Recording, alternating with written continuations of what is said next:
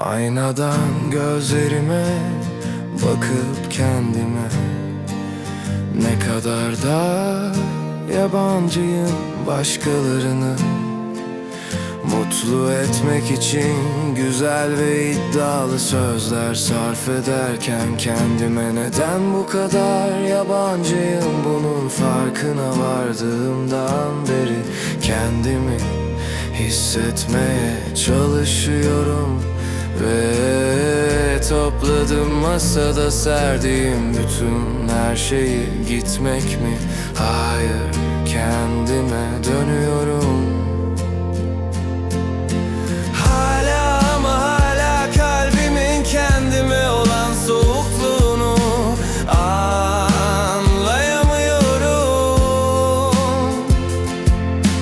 Kendi dışımda herkesi o kadar da önemsediğimi hissediyorum. Kendime vermediğim bu güzel şeyler hiç düşünmeden masaya seriyorum.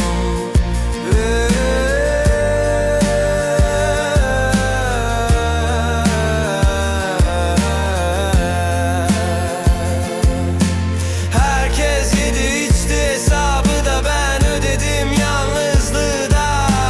Tüm varlığımı kendime değil başkalarına harcadım.